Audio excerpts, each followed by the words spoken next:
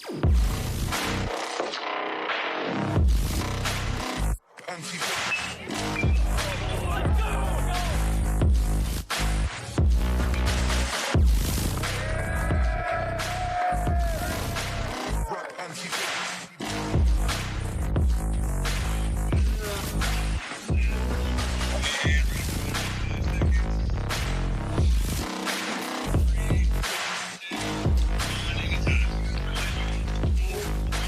wishing you the best wherever you might be. Good morning, good afternoon, and possibly good night. We got you at Hoover Metropolitan Stadium, about 20 miles south the city of Birmingham, and we welcome you to our first game of this PG, this Perfect Game High School Showdown. Kurt Bloom along with Craig Cozart will be bringing you all the action. This is the first of 3 games today, as the first matchup that we present will be the Athens Golden Eagles against the Lewisburg Patriots. So as we welcome you in, let's get to the weather, which is always a big thing for people. It was, Coach, and you and the rest of the teams just got here a day or two ago. Last week, mid-upper 60s and then touching 70-plus degrees, and then we're down to about 50 with a lot of wind. So, that being said, at least there's no rain today. All right, the Athens Golden Eagles, Athens, Alabama, which is about 111 miles from here. It's right on top of the city of Huntsville. Their head coach is Chuck Smith, and their record last year, 24-14. You see Riley Miller on the left and Jalen Malone on the right. We're going to take a look at the starting lineup. And for Athens, it looks like this. Jack Elliott will play short. Then Caden Dumas, the right fielder. Riley Miller in center field, bats third. Hudson Marks is going to pitch and bat. He'll bat cleanup and pitch. Walker Fleming at second, batting fifth. Grayson Hayes at third base is batting sixth. Jalen Malone, we saw a little spotlight on him. Left fielder bats seventh, followed by Austin Uptain, the DH. And Carson Winter is the catcher. Most of that group is senior laden. However, Hudson Marks, the pitcher, is a sophomore, and Malone is a junior. Again, the head coach of the Athens Golden Eagles is Chuck Smith. Lewisburg Patriots out of Lewisburg, Mississippi. There's a Lewisburg, North Carolina coach. You know that. In the Tar Heel State, but Lewisburg is in Mississippi, in Olive Branch, and a powerful squad. One guy we are all looking forward to seeing is their third hole hitter and third baseman, Samuel Richardson, who is an All-American and a projected first-round pick. Committed to Texas, the third baseman is, but most of the consensus is that he won't get that far, that he'll have his name called fairly early in the draft. So, welcome again to our Perfect Game High School Showdown here at Hoover Met. This is the first of 3 games today. Game number 2 will be ACA out of Tuscaloosa, Alabama, against North Broward Prep, and they, of course, based in Florida.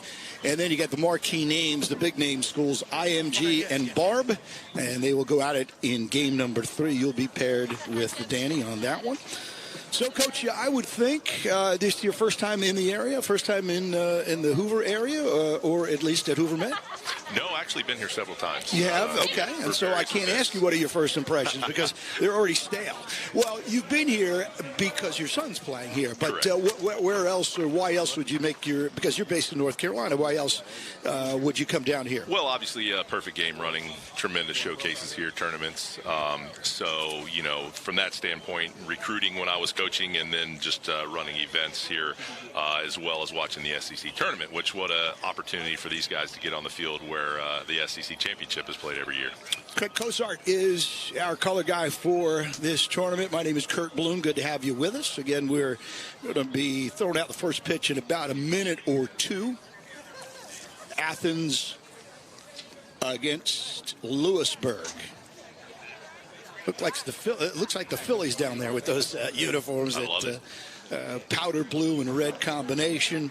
And one thing that you do see is the companionship and the closeness of all these teams. There's a little bit of a diagram of the Lewisburg Patriots, again, out of Olive Branch. Their head coach is Rusty Cagle. His son is the catcher. And the guy on the left, Samuel Richardson, plays third, a powerful hitter. He is an All-American. And the pitcher is Talon Haley. He is also a big-time arm coming from the left side. The pitching matchup today will feature Caden Baker of Lewisburg, and it will be Hudson Marks, the sophomore for the Golden Eagles. Our two managers again, Chuck Smith heads up Athens, and on the flip side, Rusty Cagle for Lewisburg out of Mississippi. Today, early low 50s.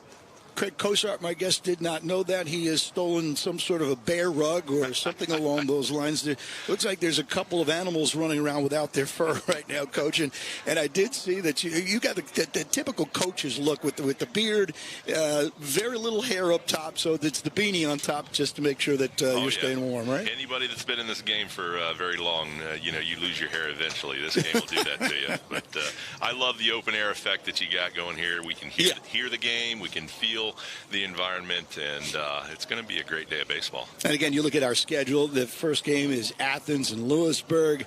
American Christian is based in Tuscaloosa. That's here in Alabama against North Broward out of Florida.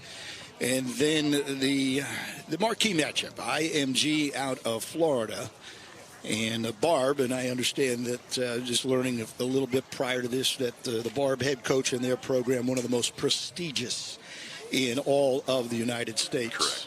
Long-time power from the Gulf area. From Louisiana. The handshakes.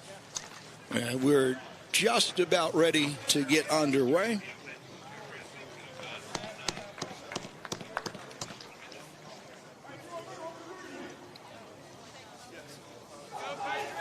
And taking the field will be the Patriots. Lewisburg, the Patriots.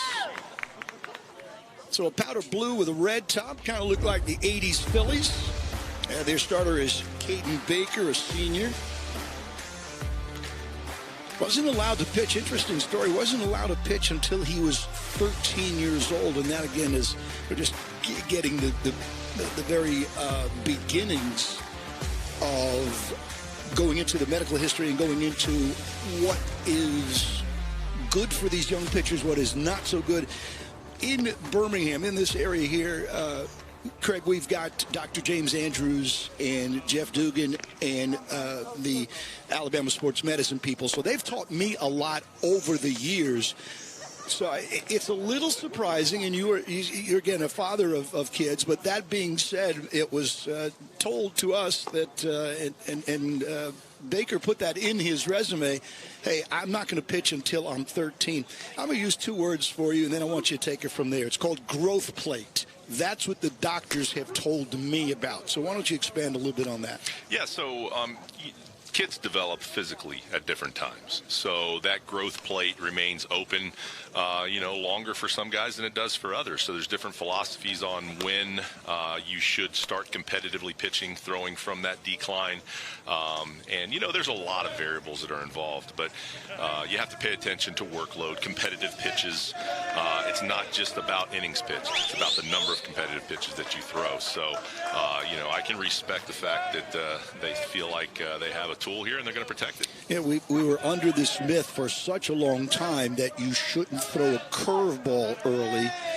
And again, it's a myth. It depends on how physical and how you have developed in terms of your body and your bones and your muscles. We're underway as Jack Elliott to the shortstop.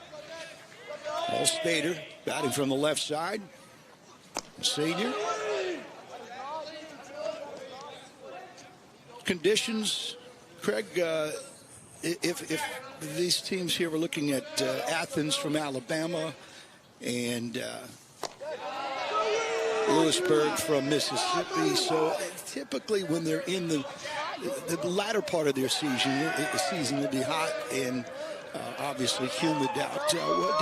As a coach, and it's a little below temp, anything in particular that you're telling your kids? Do you address the weather?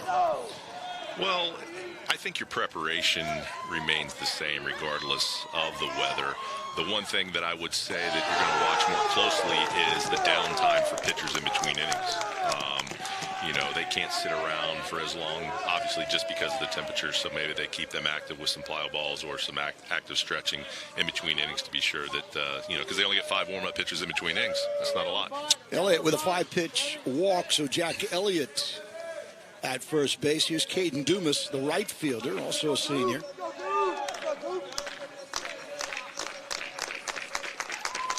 Gilmore and Hannigan, shortstop and second baseman, right at double play depth. Outfield goes straight away. There's Caden Dumas, 5'10". Uncommitted at the moment. Athens going back-to-back lefties to start at the top of the lineup. And you wonder just out loud for a moment, with the colder temps, if you're going to play a little bit more small ball. You got back-to-back lefties, as you mentioned. Well, you look at the dimensions of this ballpark. It's really big, spacious compared to most high school fields. So maybe they feel like, let's break the ice, see if we can push a run across early and let our guys settle in. Caden Baker towing the slab.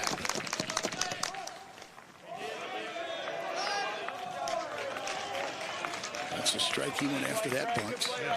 I'm not sure whether, Dumas is trying to sacrifice here, or is more, looks like he was trying to bring it with him. Almost like he was trying to drag bunt for a hit right there. I was mentioned during our broadcast during the summertime of the Barons. You have to remember what that word sacrifice means. Okay, sacrifice means I'm giving myself up. That's the dictionary version of it. Kids aren't going to watch that watching our Major League Baseball games nowadays.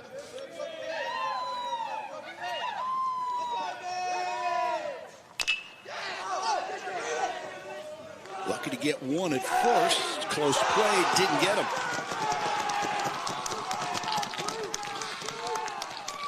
It's an example of the importance of moving the baseball, right? Well, there was a tough play. The left-handed batter gets a chance to get out of the box a little quicker. So Athens with 2 runners on, nobody out. You see again the replay. It was a nice play by Baker. Did everything he possibly could.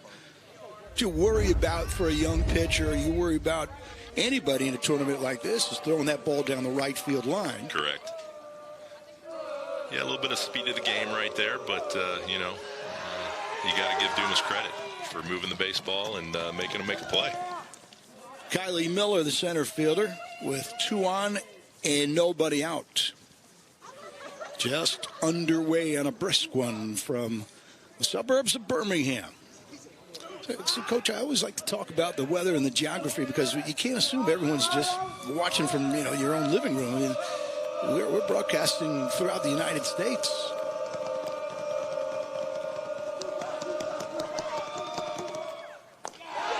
Well, this is a great part of the country for baseball, obviously. And for those that have never been here, if you were to go around and see the high school facilities in this area, you'd be absolutely amazed. Typical to see a varsity field as well as a JV baseball field with their own dedicated covered batting cages. I mean, they're serious about baseball in this area. Very underrated. Very much so. Because the first thing that you talk about is high school football. But the baseball facilities and the programs like Hoover, like Sparkman up in the Huntsville area, and then back here, Vestavia Hills, Oak Mountain. I live in Pelham, which is just the next town below, and they were a state 6A championship caliber club for a couple of years. So the baseball here in this state is extremely underrated, and you're starting to see more and more of the high school kids jump right into the pros for Go College. And we've seen them on rosters in the Southern League the last few years. Yeah, absolutely. I'll tell you something that's jumped out to me already is Cagle behind the plate. And what do you like? Well, I love that he's on a knee.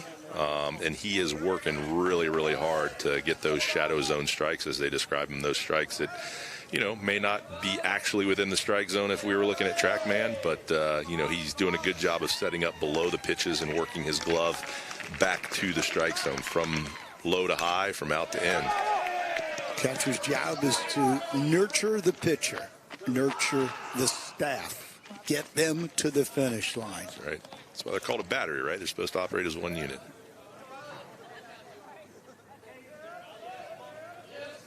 Athens with a chance to get on the scoreboard here in the first inning against this powerful Lewisburg Patriots club. Walking an infield single.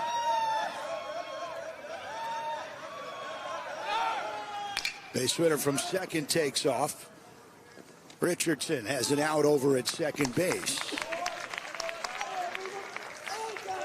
So they'll be on the corners. Nice play right there. Understood the speed of the game. Got the easy out. Keeps the double play in order. 633. Riley Miller with a fielder's choice. Elliott at third. Dumas off the bases. And Miller putting runners on first and third. Here's Hudson Marks. He'll be the pitcher, only a sophomore. Stays in the lineup as a hitter, a breaking ball. That's a lot of confidence. You got one of your underclassmen. Not only pitches in a big tournament, but there's the numbers on him, but also gets a chance to swing the stick out of the cleanup slot, no less. And he belts one right to second, bobbled briefly, recovered, and an inning-ending double play. So Caden Baker ran into some issues here in the top of the first inning, but got the old pitcher's best friend. We are officially underway from Hoover Met. Athens nothing, Lewisburg coming up.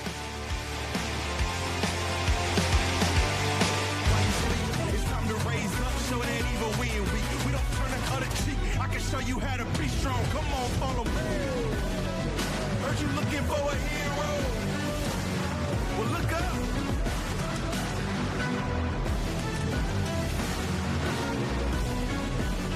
I know the journey got hard for a minute, but I ain't giving this up. I got the heart of a champion. If I get knocked down, I get back up.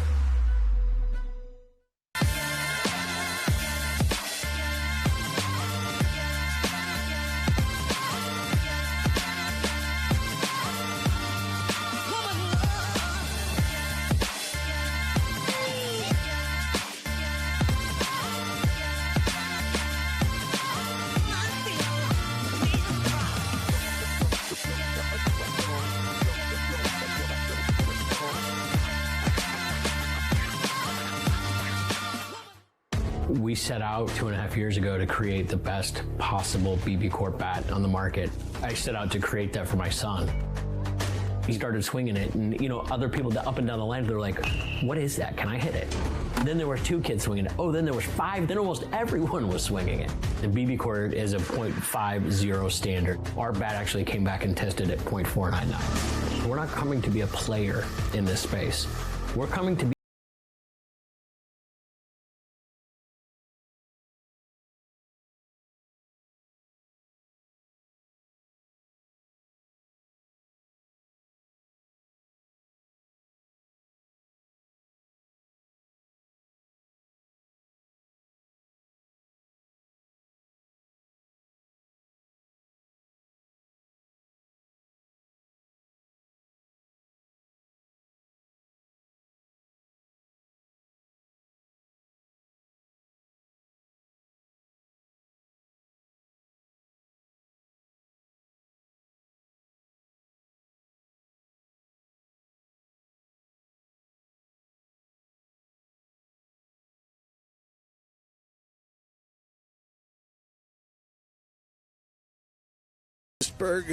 out of Olive Branch, and Olive Branch here in the South. Again, the state of Mississippi, the city of Olive Branch.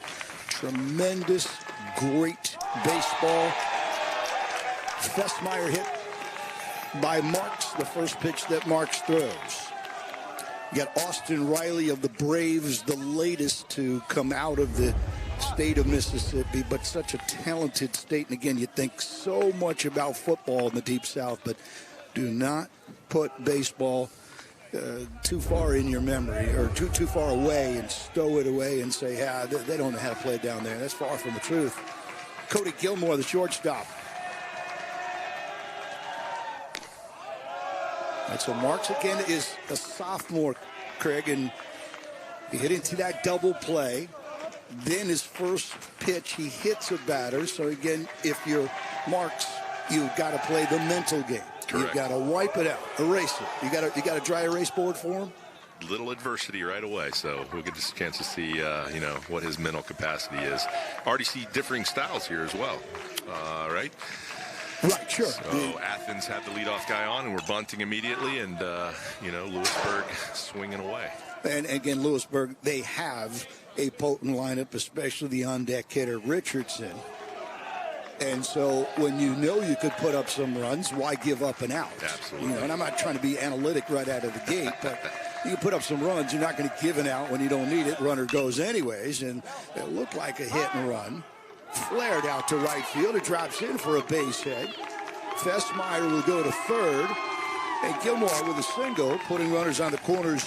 Nobody out for maybe the best hitter in this entire tournament.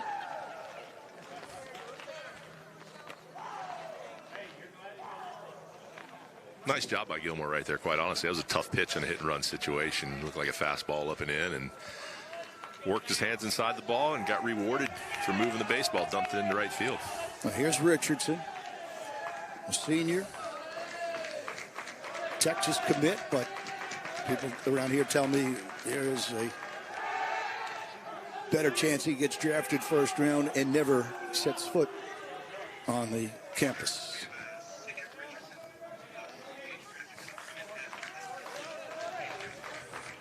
Take a look at his vitals and some of his accomplishments. A pickoff play, and they got Gilmore caught. The throw goes to second, safe, missed, and back door. Here comes Festmeyer to score.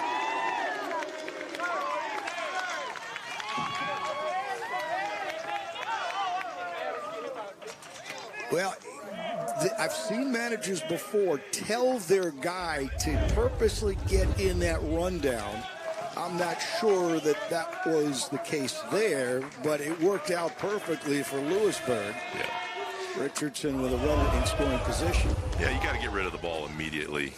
If you're the first baseman, get the ball into the middle infielder's hands, your best athletes on the field. So early season, right? You're seeing what you need to work on, what you need to implement as a program, and obviously first and third's always a tough thing to put into play right away. Tough break for Marks again, the sophomore who had the runner picked off. It's early. I mean, it's inning number one, so that was probably a straight steal, a pick, whatever it was. But later on in a game, later on in a season, when you're struggling to score runs, you'll see a guy purposely drift off of first, get himself caught in a rundown, allowing a speedy runner to score from third. I don't think that was the plan. Richardson sends it out of play. Well, the previous pitch, Gilmore, looked like he was aggressively jumping off the base and, just got back in underneath the tag on the pick play. So, again, Lewisburg's pushing the envelope right away. And you got a left-handed throwing first baseman in Michael Maloney, so it was actually a little bit easier of a throw to make. Upstairs with a breaking ball. With the base open, I'm going to be interested to see if they even tinker with giving Richardson something to hit here. 1-0, could be 3-0. He hits it on the ground to the shortstop. Elliott, nice strong throw across the diamond. Boy, that's a play from an all-state shortstop right there. Was it spectacular? No, but you need steady.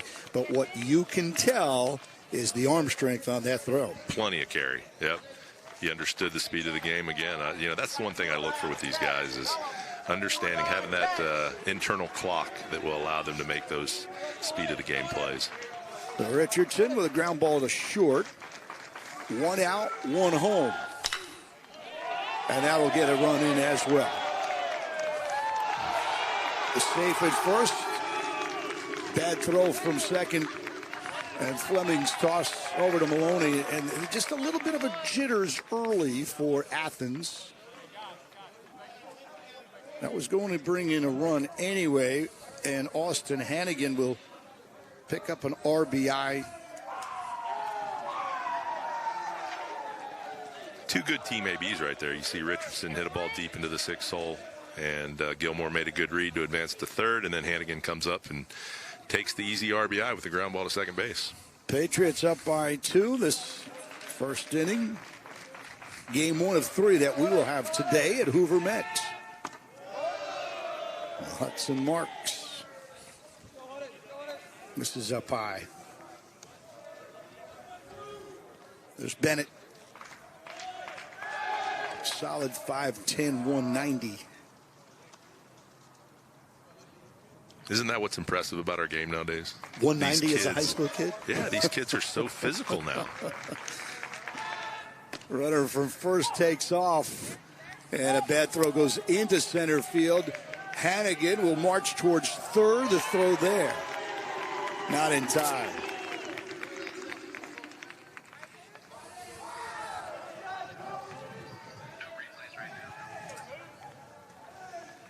That'll put Hannigan at third base with only 1 out, and we'll see if the infield comes in, and the answer is no, they will not. I think at this point you're just looking for outs. You want to try to minimize this inning. Bennett takes a strike on a breaking ball.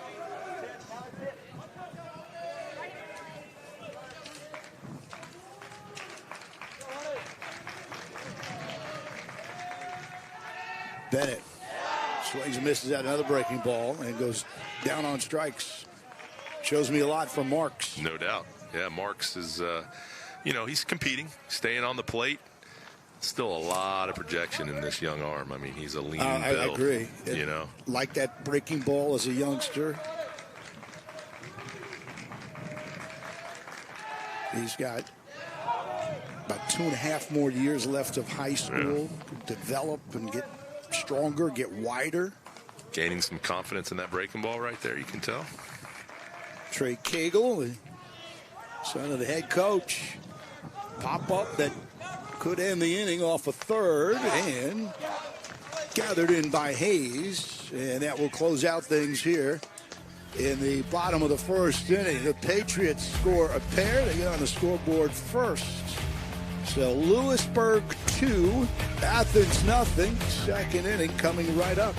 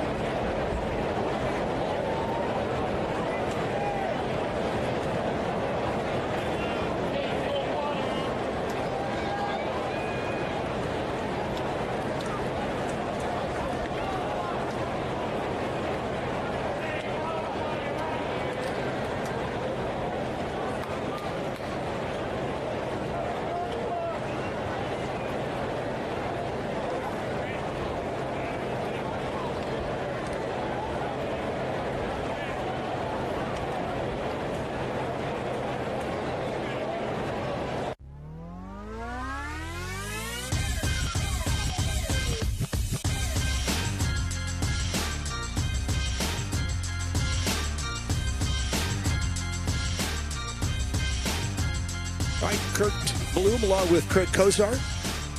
As we played one, we're on to the second inning. Walker Fleming will lead off.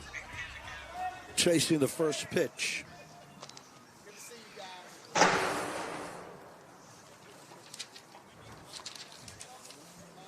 Big double play ball thrown by Caden Baker. Inning ending twin killing to get out of the top of the first inning for Lewisburg. And then they scored twice in the bottom of the inning. Lewisburg coming out aggressive offensively, that's for sure. That's in for a strike. Lights go on. Yeah, the good news about today, there's no rain. All just muscle up, put on, as you said, layers. They play in it, Coach. We broadcast in it. Bottom line. Love it. The sounds of the game. That's part of the beauty of it. Yeah, I'll give you my coldest game ever broadcasted right after we see a pitch. Gilmore at short. Nicely done. Stuck his nose on that play, got his eyes level with it, and trusted the backhand. Years ago, the Birmingham Barons were playing the West 10 Diamond Jacks on the western part, Jackson, Tennessee, there in the western part of the state. It was 29 degrees, and it was sleeting, and we had a doubleheader. Wow. And yes, as always, my window was open. And I did not make a lot of friends that day. Pitch in there for a strike. The rest of the press box was hammering away. They had moved us from a booth to the press box, and I had the windows open at 29 and sleeting out. You're seeing how tough they were, right? Yeah. Seeing how bad they wanted to do the job. Well, and again, how can I complain about the weather conditions if everything is closed up? Now, Danny's going to come later on. She's got game 3, and we've already discussed this. And she looked at that open window, and she said, that's not happening. So, I get it. I get it. This is not her geographical area of expertise. Danny's a star, so she can have the conditions however she wants them, right? There's no doubt. Hayes strikes out. The bigger you are, the higher you up on the perfect game ladder, the more feel, the more juice that you have. And so she came in, said, that ain't happening when I do my game, and windows closed. I mean, I have very little. I'm near the bottom of that ladder. 2 outs with nobody on. Oh, I'm below the ladder, so I'm not even on the first rung. See Cagle work the bottom of the zone right there with the glove. Nicely done. You know, you're typical head coach catcher guy who just falls in love, and I have no problem with that. And people don't they don't appreciate his word I'm looking for. They don't appreciate enough that relationship first, manager to catcher and catcher to pitcher. Right. And I had a manager years ago, one of the great names in baseball, Razor Shines. Yes. You know the name. Absolutely. So Razor was manager of the Barons, and he was, in the Expo system, a catcher. And after every half inning, Craig Kozar, the first guy that got the fist bump was the catcher. Should be a 1-2-3 inning after that throw on the first base. And a quiet inning for Athens.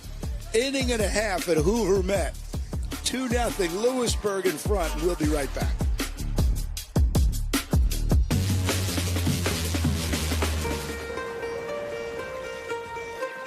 Being in the wild is the best when you're with your family. We do all kinds of different things at camp.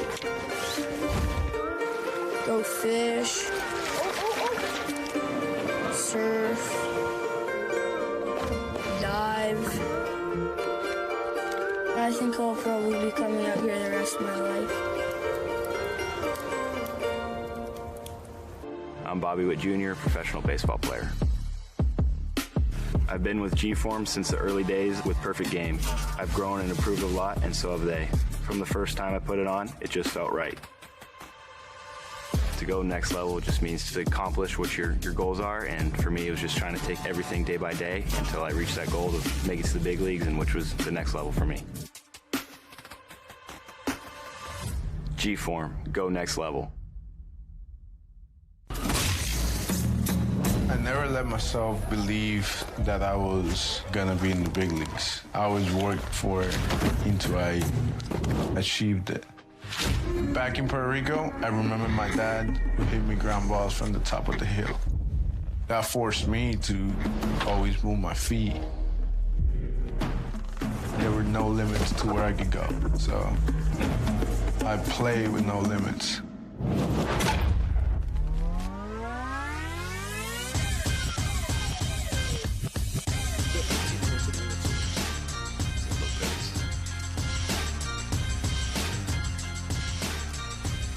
We're back at Hoover Met. There's your score.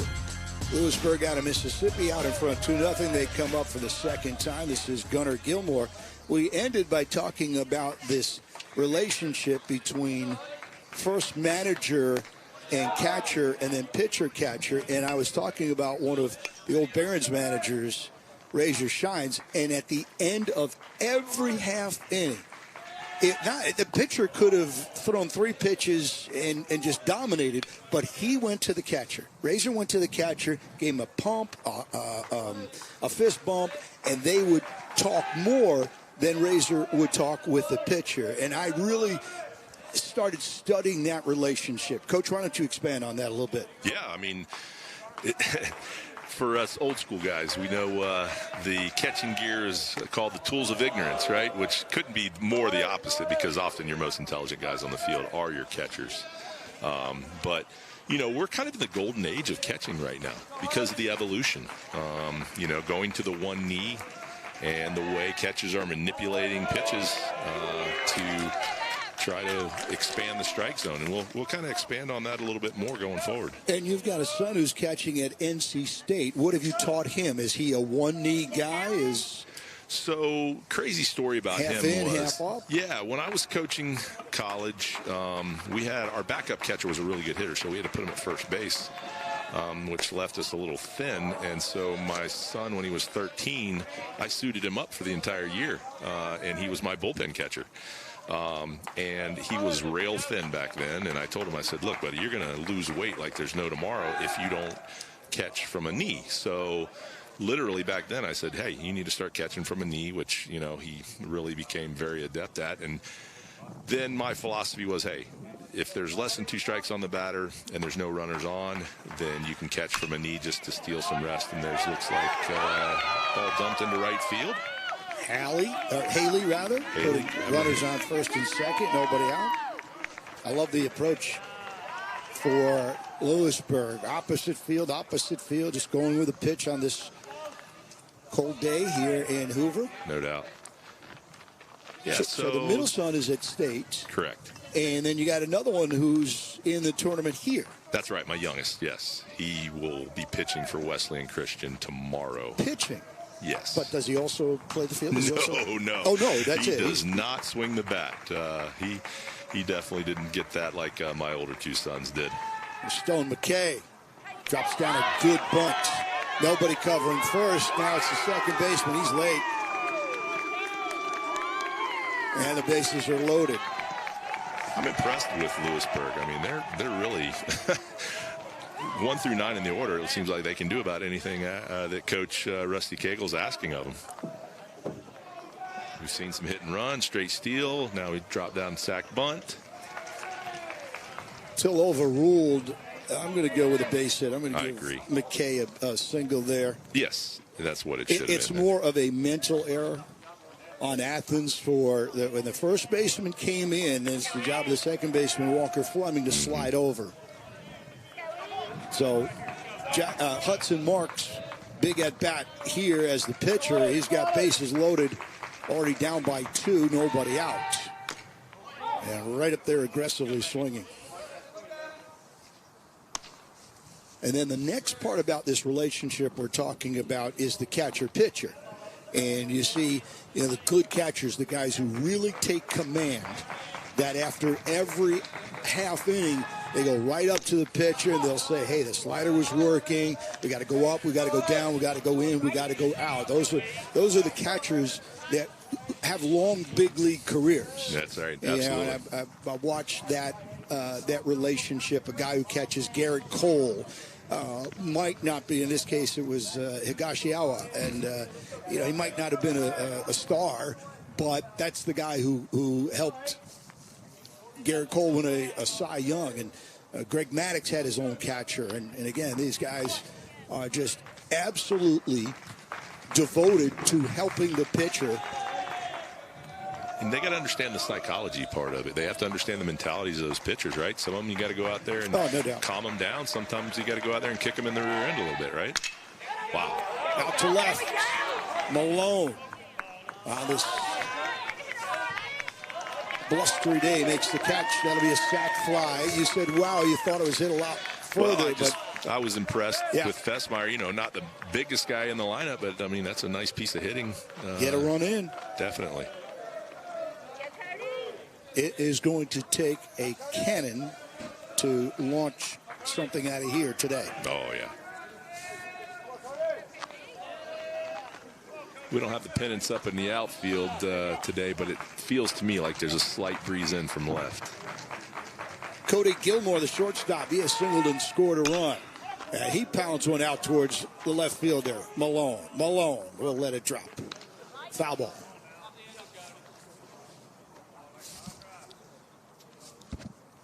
Yeah, I learned last year that this was my first time last year, my second consecutive year doing this, but I learned how important these in-season tournaments are. And for those who are not familiar, and I always broadcast this way, we try to educate. That's part of what we do. You see the vitals on Gilmore, 6 foot 160. And this is so both Athens and Lewisburg could go back to their respected conferences and have some games against some high-quality teams to get them ready to try to win a state championship. Absolutely. Yeah, we used to say, hey, we're setting your sights, right? If you play against teams that you just overmatch, then you know what? A little double play right here. Double play will end the inning. Runner was going. Jalen Malone turns it into a double play. Fly ball by Gilmore, and then it was McKay who is doubled up 7-4. One thing that I like about Marks is his mound presence. And he gets out of what could have been a big inning again. Through 2, it's a 3-0 lead for Lewisburg.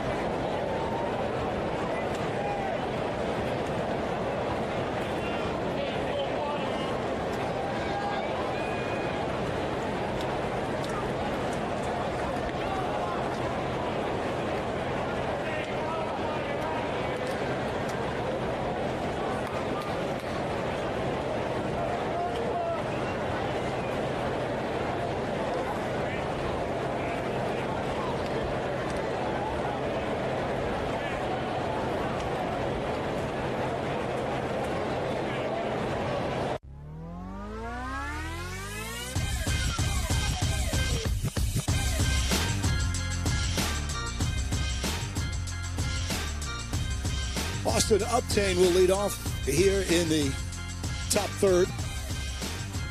Down by 3. Athens.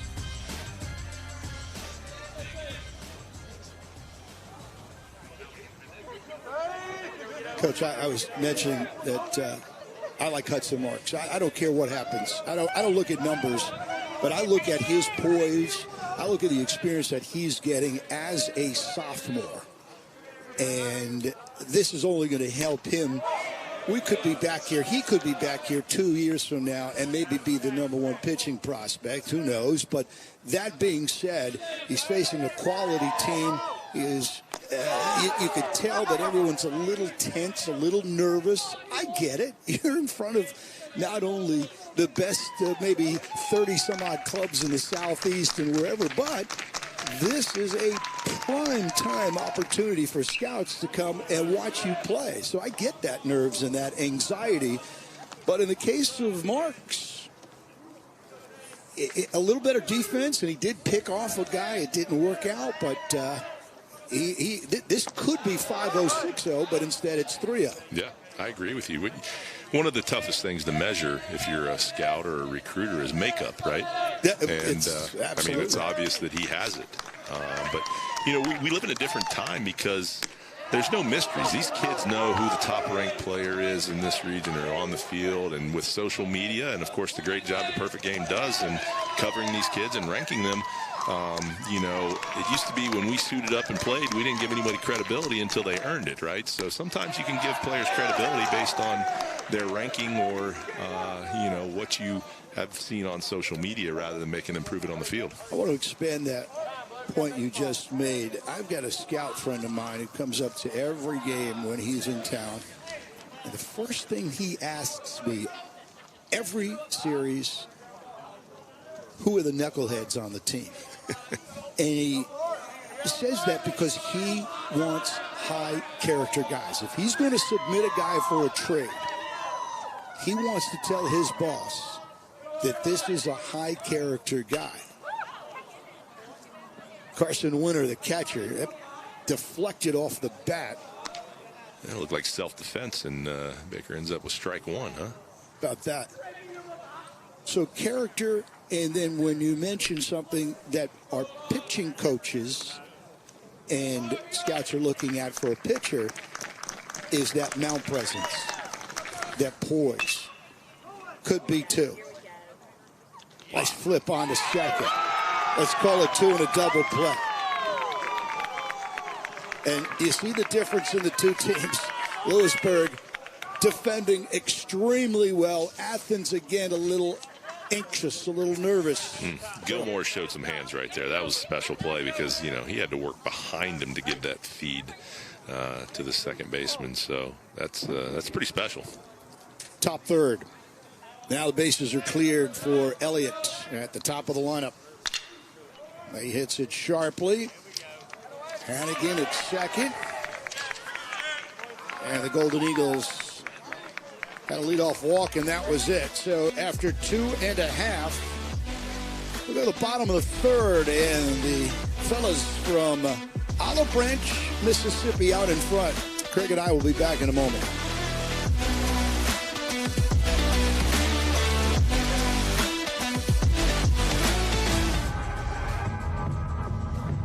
Oh, yeah.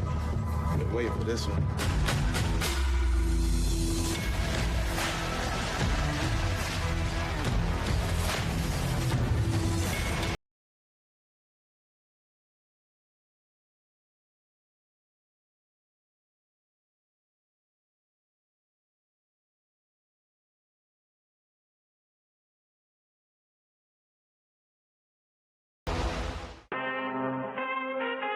I need all the wins. Yeah. Ain't no else, gotta get it, no call it quits. Yeah. Gotta keep on moving no matter how hard it gets. Yeah. Better move out the way, cause I'm coming with harder hits. My head is as hard as a brick, but I'm harder than all of this. You better move, you might get knocked out. You better move, you might get knocked out.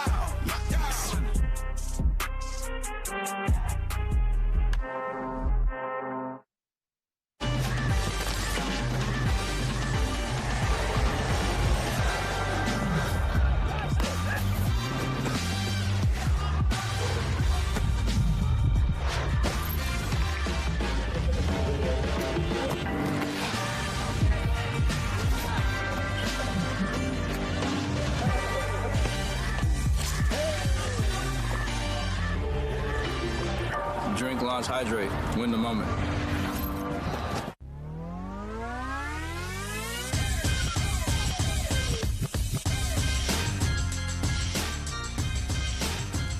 All right, our Perfect Game High School Showdown.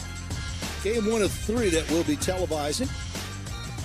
And it's 3-0. Lewisburg in front. They send up Sam Richardson. Sam, first time up, bounce it a short. Moved a guy up to third base with less than 2 outs so that Hannigan could get his RBI. And he lines a missile towards left field. Malone with a good jump, and Malone with a nice play. Good catch. It's moving around pretty good out there. Talon Malone has made a couple of nice plays, as you've mentioned. Yep. If he takes one wrong step right there, that's probably a triple. And for Richardson, 2 hard-hit balls. And I read the bio on him before we got started today. I believe he was second in the nation, was the stat, in terms of his exit velo, averaging just like a skosh below 100 miles per hour. So he's hit 2 balls, scalded them. Richardson grounded to short and a line drive out to left. Austin Hannigan, the second baseman. The physicality of Richardson stands out, obviously, and it's backed up with the bat speed and exit velocity. Exit velocity big for you as both a father and a coach? Well, just from an analytics standpoint, what it does for you as far as increasing the opportunity to get base hits, right? The exit velocity is above 100 miles an hour. I forget what the stat is in the big leagues, but distinct advantage to the batting average and the slugging percentage when you get to that point. And you mentioned the analytics. Okay, so you got a guy like Giancarlo Stanton, who typically is like a 118, 116, but hitting under 200. So what do you want? What a wonderful catch, drop, but I think that was good enough. Yeah, he was going in to get it out of the glove on the transfer. Yeah, Fleming with a nice play at second, climbing up the ladder. And again, analytics changing our game around completely. So, 115, 116 exit velocity, it sounds sexy, but if you don't make contact, then what does it mean? That's right. Okay. And you also might hit that 115, 116 right to a third baseman shortstop, and you're still going to make an out. Yeah, that's when the launch angle comes in, right? Yeah, and that's next. You had to go there. Oh, yes. There's Cooper Bennett. 2 outs, bases cleared up. Should be a perfect 1-2-3 for Marks. Well, there you go. And I like Hudson Marks. Don't look at that scoreboard, which says 3-0. Look at the poise from this young man, Marks. A sophomore. He gained 20 pounds during the offseason, got even stronger, and he's kept his team in the game. We played through 3. 3-0, Lewisburg in front.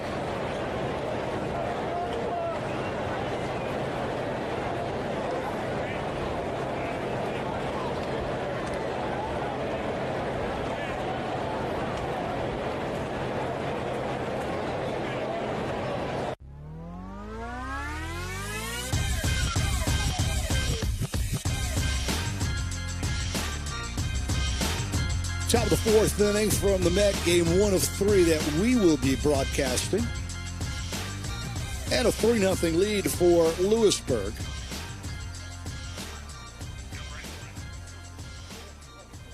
My broadcast partner and I, we've got game 2. We got ACA, that's out of Tuscaloosa. And then you got North Broward Prep out of Florida in the second game today. Craig? Yes. It only gets better as we go. Yep. Caden Dumas will lead off. 0-1. He had the infield single first time up, moving Baker off the mound. Yes, he did. Third base side.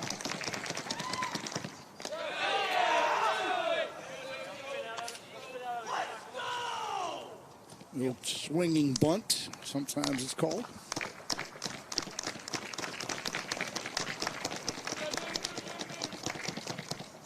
Hoover Met, by the way, this ballpark, 1988 was its first year.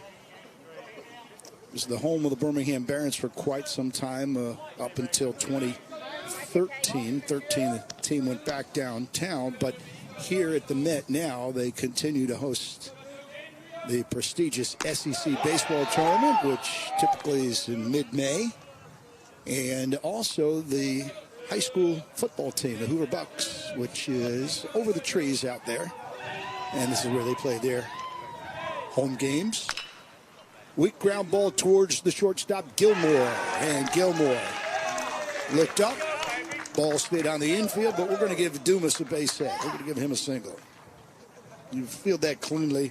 And what you teach yourself as a broadcaster, this is what I try to tell others, is you teach yourself as soon as the ball is on top of the infielder, see if you can cheat and glance at the base runner, where he's at. And in this case, I'm telling myself there's no way he's going to get him. You agree? I absolutely agree. We saw that Dumas could get out of the box his first at-bat, so he's got 2 infield singles. Well, you also agree because you got sons that are hitters. Let's talk about this with Dumas, though. You know, he grinds out at-bats, and he's proving the value of putting the ball in play, right? We see, you know, how the strikeout is kind of ignored in the big league game today. But Dumas is a product. He's 2 for 2 today, and he hadn't moved the ball probably more than a total of 90 feet. Right. Right, that's true. Good point. So kudos to him for understanding what he is as a player. Yeah, and when you're looking at a box score, it's going to say 2 for 2. Forget the exit velo on both of those. The bottom line is I'll take that 1,000 batting average. Mm-hmm. Athens down by 3. Riley Miller is their number 3 hole hitter. We'll see if Chuck Smith wants to run, and the answer is no, but a pitch that got away from the catcher, Cagle. And again, you've been talking about Cagle, so help me out on what you saw there. Yeah, that ball, was yanked into the left-hander's batter's box, so he had a long ways to go. And that is the challenge of catching from a knee, is the lateral mobility, right? The ability to block. So that takes a lot of practice and a lot of refining, and that's why the old-school guys are completely opposed to catching from a knee. But there's arguments for both sides, for sure. It just kind of hit me, and, I'm not very smart, Kurt, of course, but I often wondered why the SEC never adjusted the dimensions of this ballpark, because it's 335, 375, right. The gap's 402, but it closely mirrors Rosenblatt Stadium in Omaha, right? Omaha, right, sure. So prepping the SEC teams for competing for a national championship in Omaha, this ballpark's going to play very, very closely to what Rosenblatt Stadium does. The SEC tournament is everything to now the city of Hoover. That's their big chunk of change during the year, and there have been a multi changes to this facility, multi-million-dollar changes as well, just to make it one of the premier places. And of course, perfect game coming here. That's another reason why you have such a outstanding facility, to try to draw even different events. So first and second now, a real chance for Athens to get back in the ball game. A timeout is called, and we will get a mound visit. Infield single and a walk. And Hudson Marks, who grounded into an inning-ending double play, his first at bat. also the pitcher, and he will get a chance to swing. You know, I dated myself right there by calling the College World Series home Rosenblatt Stadium. I just let it fly. Yeah, I just let it fly. It's now Charles Schwab Field in Omaha instead of TD Ameritrade Park. There are two ballparks there. There are two. One for the College World Series and one in the suburbs where the AAA Royals play. So much like this area here, you've got the Hoover Met, you've got Regions Field, and you got Rickwood Field. And they call this a football city. Marks trying to help his own cause. See, nice job right there by Cagle. Pushed it back up towards the pitcher, didn't he? Yes, sir.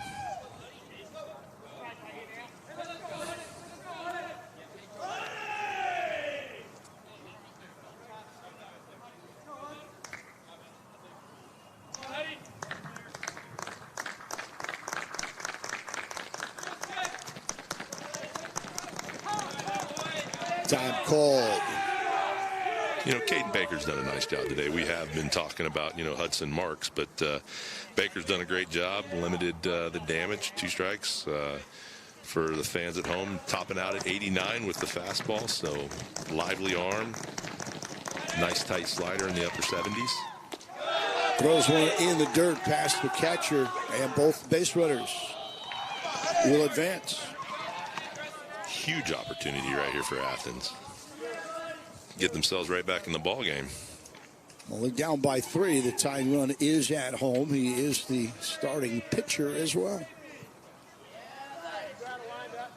Help himself, isn't that what we said? Yes. Looks like we might be getting some action in the bullpen for Lewis.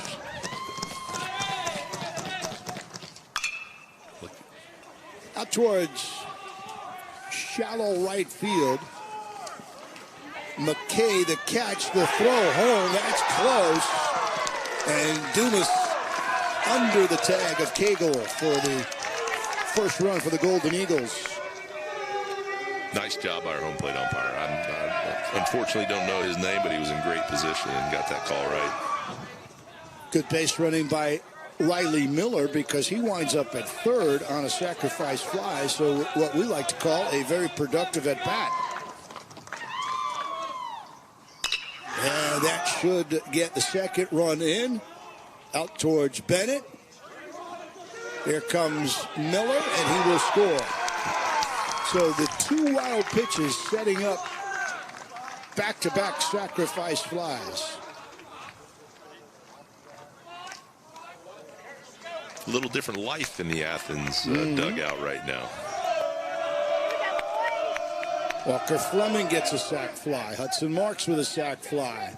And now we're down to a 1-run game here in the top of the 4th. Grayson Hayes.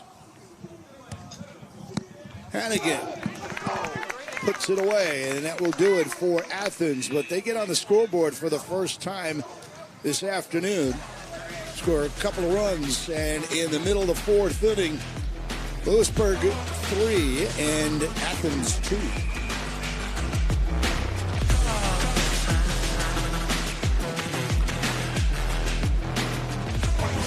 It's time to raise up, show that even we don't turn the other cheek. I can show you how to be strong. Come on, follow me. Heard you looking for a hero. Well, look up.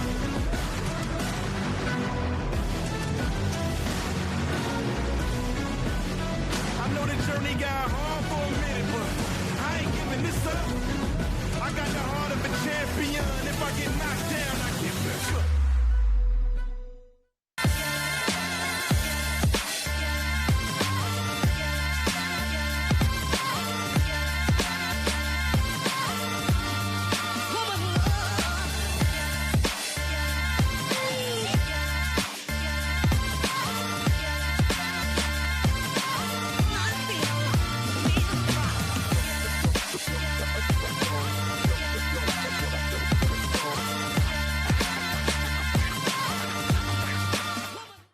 We set out 2.5 years ago to create the best possible BB Corp bat on the market.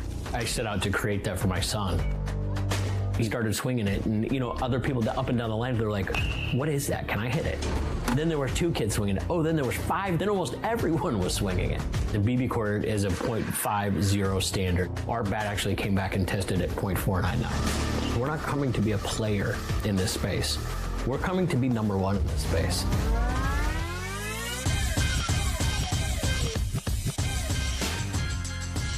So we got a 1-run game now, as the Patriots come up to bat here in the last of the 4th inning. Trey Cagle is the son of the head coach, Rusty Cagle. And in the questionnaire that he filled out, he said something that, again, you yourself, Craig, might be familiar with. He said, what was the most memorable baseball event you've participated in? And he said, winning the state championship with his dad. So a father-son moment. Unbelievable. Rusty's dad, Jessica, the mom. You've got a sister, Mia. Well, I mean, doesn't that speak to the quality of that family, right? That says that's his most memorable moment, and saying that it was with his dad, so that's really cool. Well, he's also said that his dad, Rusty, is the most competitive person he knows, and very hard-working person too. So that's a beautiful thing, beautiful respect, and quite an honor. And you've noticed, and you liked his work a lot behind home plate. Yeah, I think he's done a great job, helping Baker out, working those shadow zones that they're described. Trey says that JT Real Muto would be a guy that he looks up to. And again, that would make sense because you got a catcher who can hit and a catcher who can receive as well. Real Muto has become an all-star, obviously. Trey's PG profile says he's committed to Northeast Mississippi Community College. And he'll be thrown out by a stride. Be a good spot for him. Well, and one thing, being in this area for a long time, those junior colleges down in this corridor in the Gulf, whether it's Mississippi, Florida for you, or in Alabama, they are tremendous feeders to the SEC and wherever else you might want to go. Absolutely. So that doesn't bother me at all. A guy who's going to go to a community college just maybe to get his grades straight or just get acclimated and a chance to get a shot at going to an Ole Miss or a Vandy or State or something like that. Sure. Well, the advantage that junior colleges have is the amount of play that you're going to get. They're going to play 30 to 40 games in the fall, and then another 50 to 60 come spring. Whereas, Division I programs, they can play outside competition, I believe, twice during the fall. That's it. Other than that, it's just inter-squad and skill development. So from a junior college standpoint, that's a massive advantage, especially for a player that may not quite be there physically yet or, a little bit raw yet in his skill set. Gives him an opportunity. That ball's going to find the gap out in center field. Miller will chase it down. And a double for Talon Haley. So he has a single and a double. That's one of the furthest, if not the furthest hit ball today. We are far from a 80% humidity day. Quite the opposite. Here's Stone McKay. Hey, quite honestly, again, those watching, those wherever you might be, this is far from brutal conditions. It's just a little colder for the South and colder for the state of Alabama, and we're coming off a warm stretch. But there's not one raindrop. It will not rain today. It's just going to be much like my future, just a little gloomy and overcast. But the rest of it, and I don't think the players are feeling it. Once you get in and you get involved, you work up a sweat. That could cause trouble. If it stays fair, it will. And the Patriots will score. And moving around is McKay as he heads to third base. He's got a stand-up triple. Another opposite field hit. Yep. Talon Haley's been impressive with the bat, but he's one of the top left-handed pitchers in the nation committed to Vanderbilt. So it'll be interesting to see what his two-way potential might be at the next level. We're seeing that more common in today's game, obviously. When you have a guy like Jack Caglione at Florida, who's left-handed pitcher throwing 99 miles an hour and led the nation in home runs last year. Was it Brendan McKay of Louisville, I believe that? Yeah, he was kind of one of the first to really hit the scene from that standpoint. And unfortunately for him, with injuries, it curtailed his career. The Rays allowed him to hit. They wanted him to be a pitcher. He's in big league camp now, but the flame is flickering at best. Yeah. That'll do it, but Lewisburg comes back, grabs a run, and gets a 2-run lead now through 4. 4-2. The Patriots out in front. We'll be back.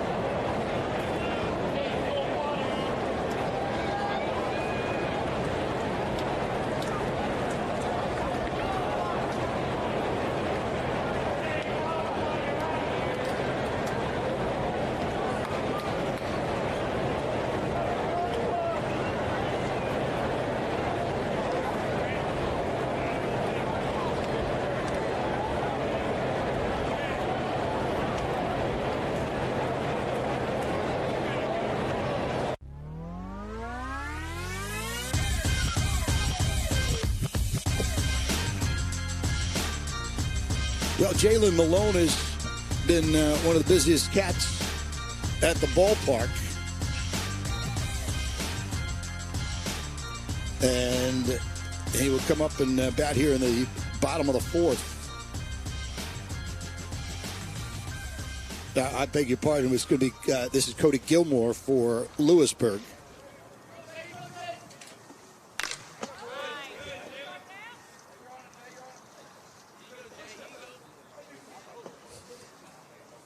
And 0-1 to get things started.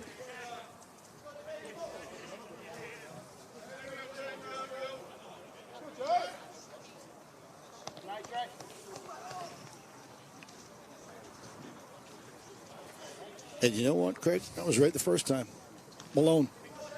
Because we're now in the 5th. Our busy left fielder. Yeah, I just got to make sure that I learn how to turn over my scorecard. That's scorecard turning 101. I should have just stuck with the original instincts. A busy left fielder struck out his first AB.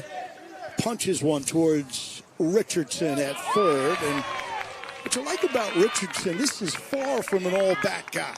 He's got the glove to go with the bat as well. No doubt. No doubt. And if it wasn't for Gilmore out at shortstop, he may be playing in the middle infield, right? That's right. But obviously Richardson has that corner profile at the next level. With the power. Yeah. That's right. Austin obtained the DH. 0-1.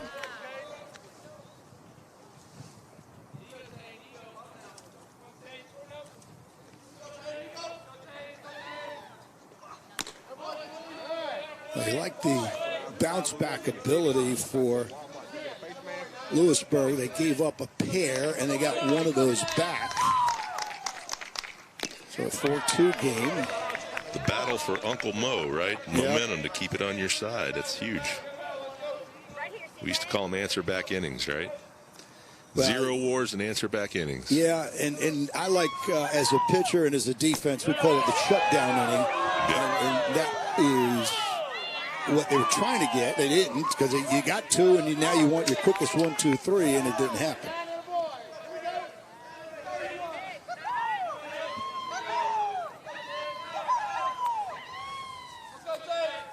A 2-2. Count run full. Baker's a Baylor commit. Nice arm, obviously. A ton of projectability, looseness, got action on the fastball in the zone. So I'm going to be interested to see how far they take this with the pitch count. And a walk.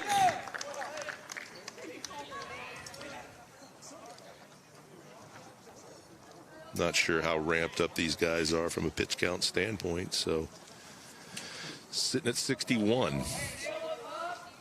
Carson Winter will come up. He looks down at third base. Razor Shines, I mentioned him earlier, one of my former managers with the Barons here in town. And he liked to hit and run. There were 2 things he taught me. First of all, you do it. He likes it with no outs or 1 out. And then the second thing is he wants it in a count where the pitcher has to throw a strike. Sure. So, Craig, why don't you expand on both of those points? You agree, obviously, early with little or nobody out, or do you? Yeah, I think what you're trying to avoid is, inning the ending with an unlucky, piece of contact. You line out or, double a guy up somehow. You still don't want that to be the inning-ending play. And then you want something that's controllable for the hitter, right? You're trying to help that guy get a pitch that he can manipulate and put the good piece of the bat on, instead of putting him in a situation where he's, maybe trying to move a pitch, a breaking ball, which is more difficult to control from a contact standpoint. What Razor would talk about is, first of all, 1 out or nobody out, but the other thing was a 1-0 and preferably a 2-1, because the 2-1, the pitcher has to throw a strike. On 0-0, you don't hit and run because the pitcher could bounce one in the dirt purposely to try to get you to swing at a slider. Right. Yeah, the 2-1 count obviously is pivotal. If you go to 3-1, then you're never going to be even in the count again, as far as I was concerned. Elliott at the top of the lineup. One of the big things we focused on from a pitching standpoint was what we called 2x3, getting to 2 strikes by the 3rd pitch of an at-bat, or forcing a hitter to put the ball in play in the first 3 pitches of an at-bat. And we charted that. And did you find success with it? We found out that 82% of the time it resulted in an out. How about that? So I like that. Throw strikes. I like that a lot. I'm going to steal that during my summer season. Midway through the 5th inning, Lewisburg with a 2-run lead, 4-2 over Athens.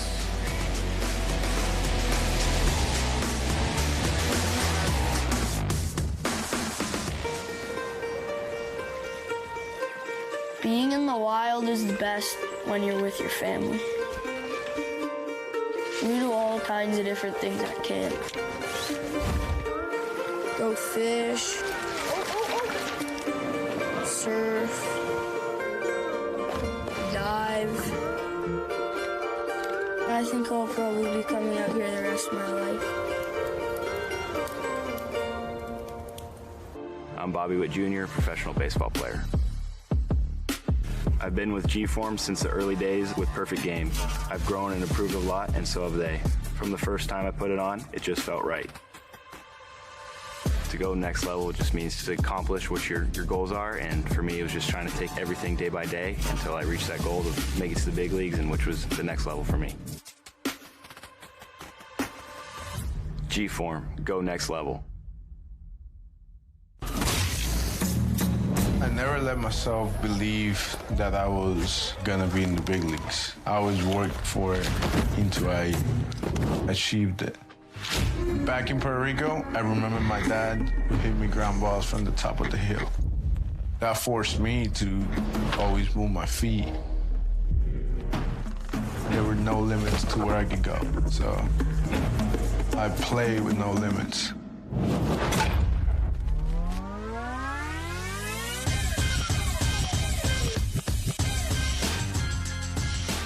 Cody Gilmore will lead off in the bottom of the fifth inning. So Gilmore, Richardson, and Hannigan. We need to remind everybody, Craig, that our games here at Perfect Game in this tournament, they are scheduled for 7, not 9. So the fifth is kind of like the 7th. Correct. Okay. And just to let you and other viewers know, in the minors, we still play 7, not 9, for doubleheaders. Okay. Play 7 for doubleheaders, not Gotcha. 9. Yeah. For 1 year, the COVID year, they had that in the big leagues, but we still play 7. And the theory is very simple. It is really just to protect the arms. And so Especially instead of from having a to cover, standpoint, instead of having to cover 18 innings in the minor leagues, and then you know what that means, you got to bring a guy up from a lower level just for a day or two because they're down. So 7 innings in the minor leagues. Here's Sam Richardson. Let's talk about Hudson Marks. Here we are in the 5th inning, right? It looked like in the 1st or 2nd inning that he might be knocked out of the game, and boy, how important this is for him to give Athens length so that they're not taxing the bullpen in game 1 of this event, right? Yeah, so no he's doubt. keeping his team in position to be competitive throughout. So beyond showing the moxie and the toughness and the competitiveness that he has, he's really doing a great job to keep his team in a great position going forward from a pitching standpoint. You've spent a good portion of your life now in the state of North Carolina, and I mentioned that because Marks said on his questionnaire that he is a big fan of NASCAR. Ah, okay. And when I got to UNC Greensboro, NASCAR was the lead story in sports every night. Number 1, NASCAR. They're in the middle of the week, the qualifying, the this, that, the other. All the old North Carolina sportscasters led off with NASCAR. Mm-hmm. So the interesting thing about that is NASCAR is now staying very closely tied in with collegiate athletics because that's where they're recruiting their pit crews from. I did not know that. So it's, interesting. What most people may not know is there's not just one pit crew. There's practice crews. There's actually like minor league system for pit crews.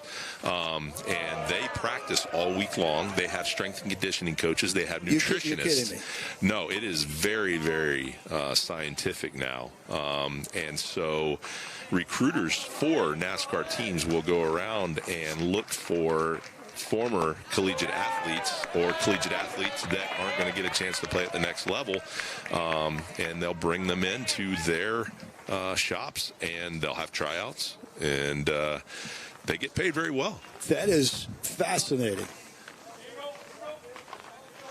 Learn something new all the time. I mentioned this about Marks. In the offseason, he gained 20 pounds of strength and conditioning. Now, he's a rather thin fellow to begin with right now. We would say slight of frame, but he was 20 pounds lighter. So he was ultra lean at He that was point. ultra lean. Yeah. Austin Hannigan is batting. Austin's a Memphis commit.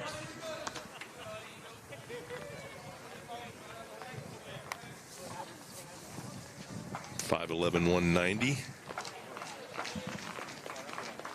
It's hit the ball twice to Walker Fleming at second. Last time up, it was the line drive that had Fleming climbing up the ladder.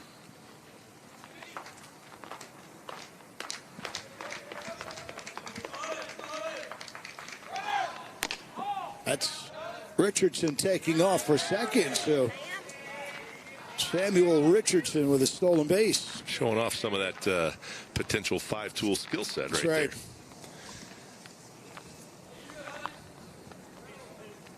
Let's go, Cooper. When you read the numbers and you hear all about the power, you're just expecting a much bigger, huskier kid, if we can use that word, that would just be all bat. But Samuel Richardson is far from that. And, you know, I just looked at his PG bio, not only a third baseman, but you mentioned it. He's a shortstop as well, which shows his athleticism. Twitch, right? We describe that as twitchy athleticism, dense muscular strength. So that's where he generates his power, is just out of that fast twitch fiber that he can recruit when he swings the bat. Pair of walks by Hudson Marks. Now, Kurt, correct me if I'm wrong, but I don't think we've seen any activity in the bullpen by Athens, have we? We see Lewisburg's got a couple guys down there throwing right now, but that is correct. We haven't seen anybody at the moment. But again, we'll take as we will get a pitching change, but we'll also take a look at what's coming up for the rest, because we're just getting started. This is like our breakfast event. That's us right there. We'll call it brunch, Craig, if that's okay. Athens and Lewisburg is brunch. You've got what would you call it? Hors d'oeuvre would be American Christian versus North Broward Prep at 5, and we'll be doing that game. And then the main serving tonight will be 8 o'clock, your prime rib with IMG Academy out of Florida and Barb out of Louisiana.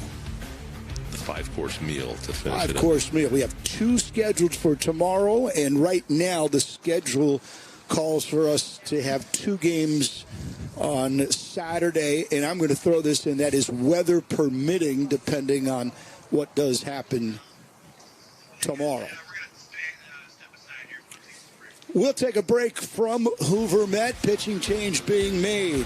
Couple of runners on for Lewisburg. The Patriots with a 2-run lead as they look to add on. Craig and I and our entire crew will be back from the Met right after this timeout.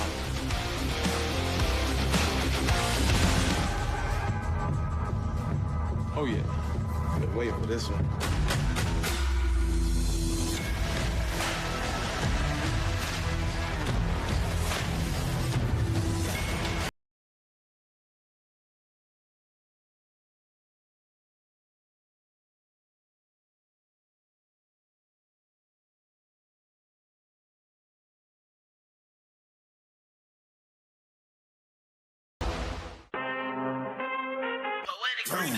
I need all the wins.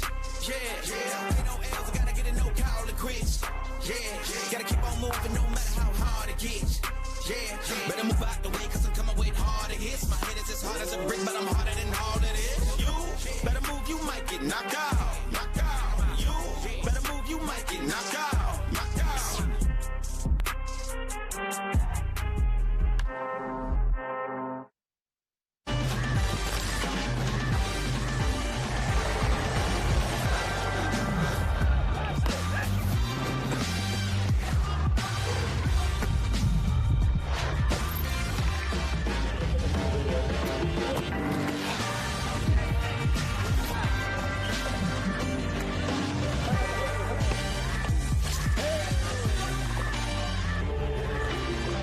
Drink, launch, hydrate. Win the moment.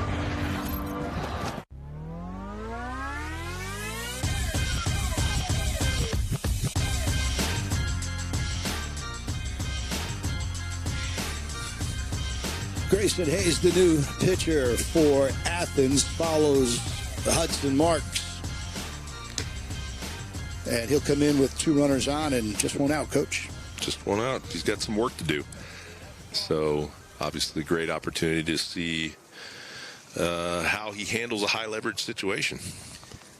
For Hudson Marks, I don't think the numbers add up to what he showed both of us in terms of his mound presence, the poise. And there is a point that a pitcher, some point during a game, that they have to pitch through adversity, and you need to. You can't have every inning clean, because there are so many guys that could pitch with nobody on base. And then how do you react when your shortstop makes an error, Your first baseman drops a routine throw from the infield. So that adversity is good. No doubt about it. Again, trying to figure out the makeup of these players. We used to talk about the difference between reacting and responding, right? Yeah. So, it seems to me his response to adversity was very good. Yeah, and that's, again, I mean, you're talking about a 15, 16-year-old? Yep. Just Cagle. 2 outs in the last of the fifth. First of 3 here at the Hoover Met today. It's a huge at-bat for both teams, quite honestly. If Athens can get off the field in this situation, still only down 2, I mean, they're in good shape for the last couple innings right here. But if Lewisburg hits the ball through the gap and gives himself a little separation, they're going to feel better about their opportunities to win in this ball game. I will remind you, our perfect games are scheduled for 7, not 9, so it's kind of like batting in the bottom of the 7th. Cagle swings right through. 83-mile-an-hour fastball from Grayson Hayes right there.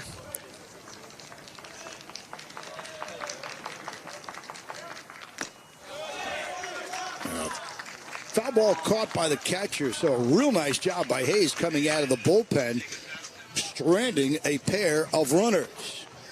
We'll go to the 6th inning, game 1 of 3 today from Perfect Game. It's 4-2, Lewisburg over Athens.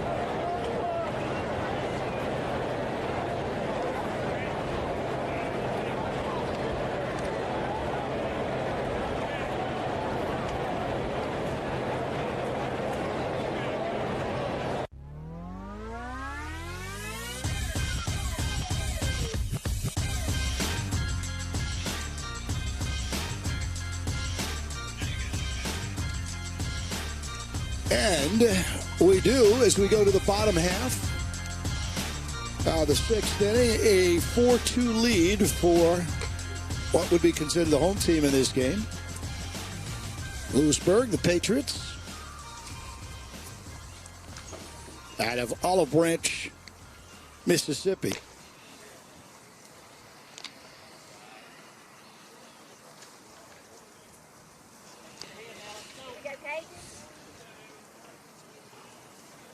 Caden Baker out for the 6th inning.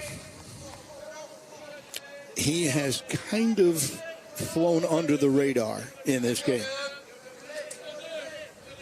But you look up, and anytime, if it's a high school tournament, it's a pro baseball game, a college game, 5 and you're still in there, take your cap off. I agree. 67 pitches thus far.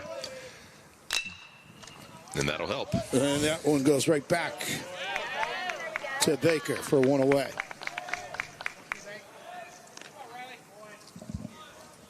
Not a ton of punch outs. He's punched out 4 in the game, but hovering right around 60% strikes. So fairly efficient.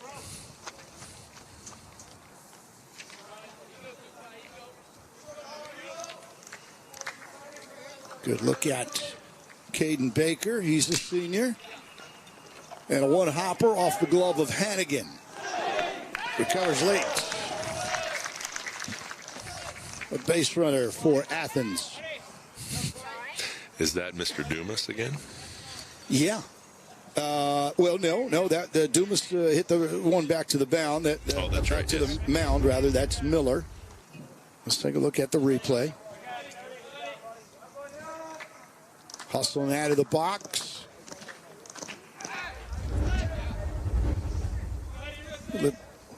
There's no official scorekeeper per se. Just going to put Miller at first. And wherever you're watching, you can make your own decision on what you want to rule. Now, this is Marks, who stays in. Remember, he was taken out of his pitching role.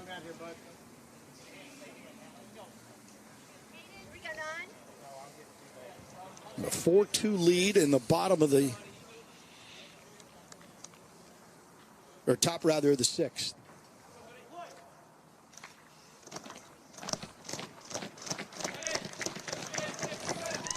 The scoreboard, you see that scoreboard out there? It's got a 0 on there. That's what was throwing me off for a moment. They put it up before. Put it up before. Maybe they're clairvoyant and they're just thinking, well, this is going to not be a run to an inning to score.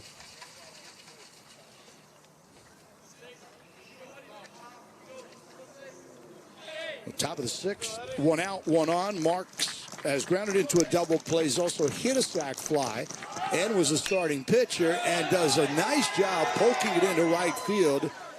The throw goes towards third. Close play, safe.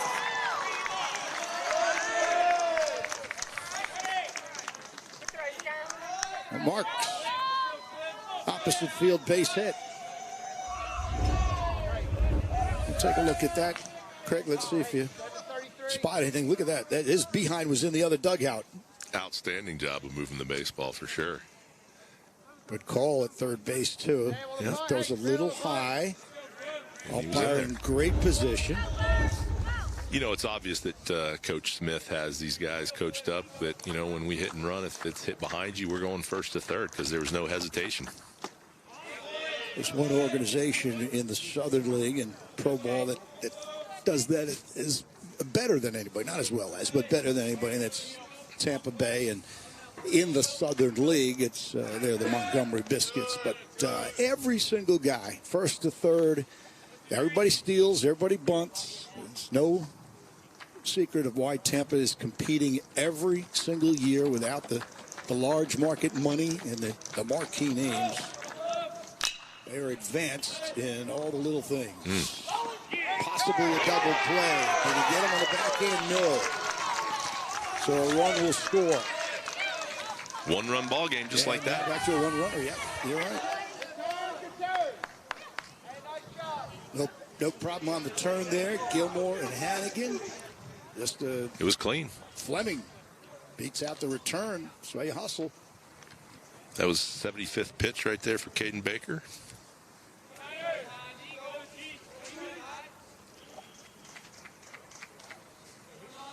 And here is now Grayson Hayes. And Hayes started as the third baseman. He's now pitching. That's a ball in the dirt that puts the tying run now in scoring position. You know, the first couple innings, it appeared to us that Athens wasn't comfortable. You know, they were feeling for the game a little bit, but all of a sudden, you know, they're the aggressor right now, whereas Lewisburg was in the first, couple innings of the game. I wonder how much more Baker can go for Lewisburg. Throws his curveball in the dirt. You know, he's maintaining his stuff pretty well. He's peaked at 89 today, but keeping the ball in that 85 to 87 mile an hour range. So early in the season to get himself this deep into the game is pretty impressive to hold that stuff.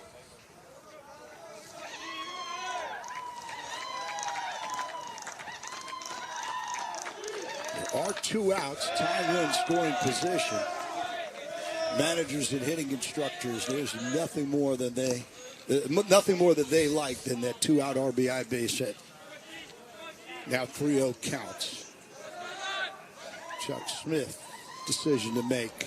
I hate swinging 3-0. You got to be pretty special to get the green light in that situation, don't you? Yes. Now 3-1. And it particularly wouldn't make sense at this point in the game when you've got, Baker potentially on the ropes from a pitch count standpoint.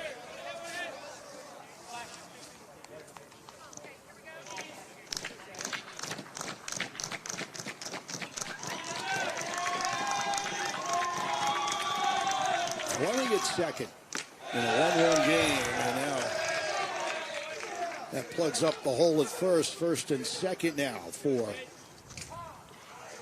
Athens. And you were right. It looks like they will go with a pinch runner. Athens, the first couple of innings, they had the jitters, they had the anxiety, the stress of this big tournament, and they have settled down. That big 2-run fourth inning. Gave up a run last of, but now they have scored here in the 6th. A lot of energy coming out of that dugout right now. Yeah, that happens as well. So Lewisburg has somebody pitching or, warming up aggressively in the bullpen. So I think that this is potentially Baker's last hitter if he doesn't get this out. And the out he hopes to get is from Jalen Malone, who swings at a big breaking ball.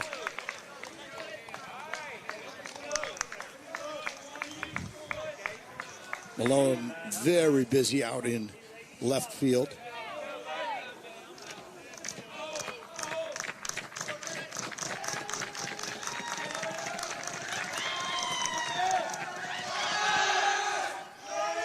Everybody helping out.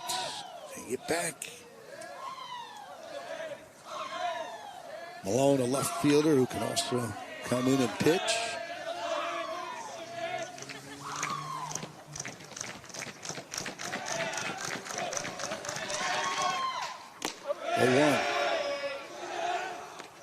And the count evens up at 1-1. And don't discount his ability to play left field, Craig. He's had 2, 3, 4 running catches out there. Yes. And I'm just thinking about the big leagues now. They don't care. They really don't care who plays left field as long as you can hit. And a guy like this, who could do both ends of it. Credit Cagle right there on working outside that ball and bringing it back. The human eye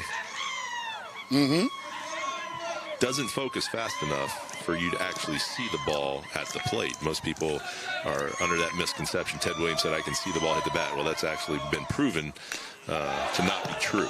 So a catcher's glove movement does impact an umpire's decision-making because the last thing that they see beyond 20 feet in front of home plate is the movement of the catcher's mitt. So that's where you've seen the emphasis on framing pitches come into play so much more at every level.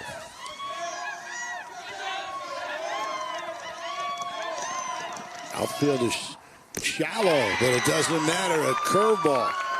And Malone swings over it to end the inning. Athens gets a run. They'll strand 2. We go to the bottom half of the 6th inning. 1-run game again. Lewisburg by 1 over Athens. Back in a moment.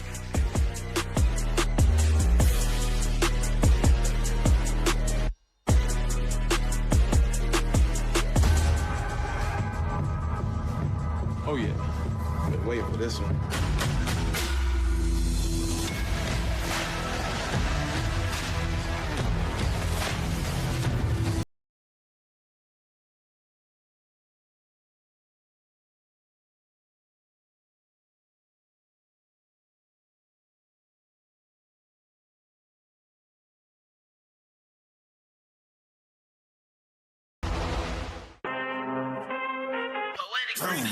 I need all the wins. Yeah. Ain't no else, gotta get it, no call it quits. Yeah. Gotta keep on moving no matter how hard it gets. Yeah. Better move out the way, cause I'm coming with harder hits. My head is as hard as a brick, but I'm harder than all it is. You better move, you might get knocked out. You might get knocked out, knocked out.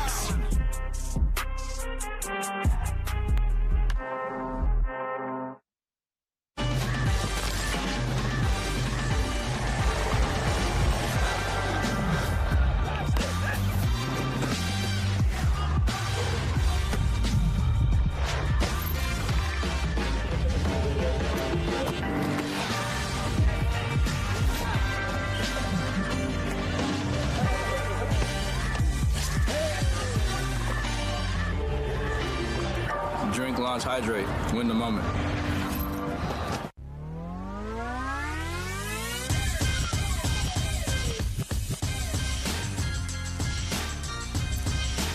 We are back. Bottom of the sixth inning. Gunnar Gilmore will lead off a one-run game. Just the way we would want it, right? Oh, we're all about entertainment. Yeah, there's no fun.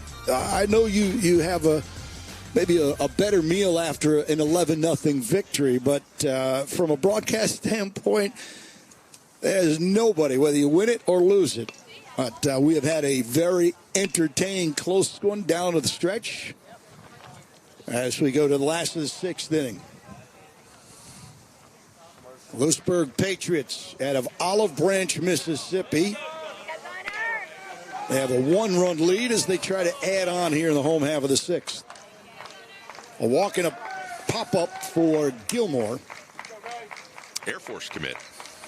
Which tells me the discipline along with the academic structure. No doubt. I talked to, there are a few guys who have gone to the U.S. Army in West Point and have gone on to play pro ball, and it's just the word discipline is the first word that you can think of, and imagine what they go through as a student athlete. Yeah, you got to be unbelievably proud as a family to know that your son's going to a service academy. Correct. And what they do on a daily basis there is amazing.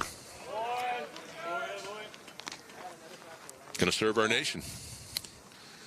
Yeah, no higher calling. It's some of those, the academies, the guy I talked to with the Cincinnati Reds, Jacob Hurtubise, went to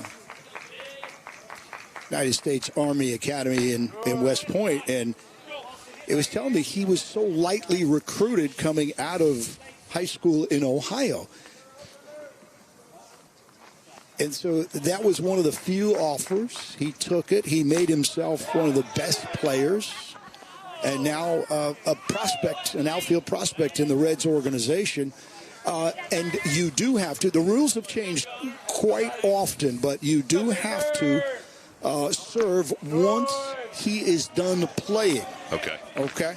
So he's allowed to play as long as he plays, and then a couple of years in the reserve. But that can be delayed. And if he continues a minor league or a major league career, then he will not have to serve. About 10 years ago, that rule changed, and it got real high up in the government as well. It did. Yeah, I do remember some other kids who did not have that luxury. A few of them, in the earlier days, they would have to miss spring training because they were still at their respected armed forces, like you said, at their Navy, Air Force, Army. Talon Haley, the first baseman.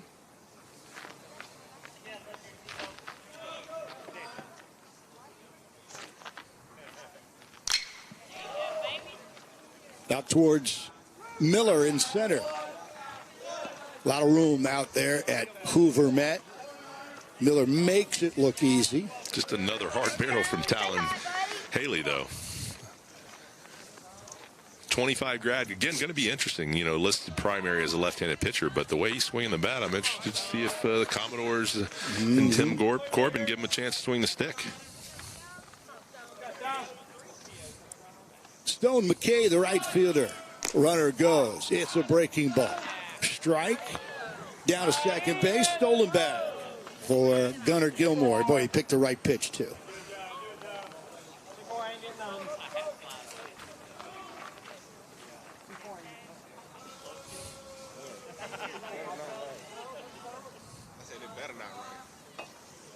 Lewisburg with a runner on at second. They're going to get one at first. That was a hit by pitch.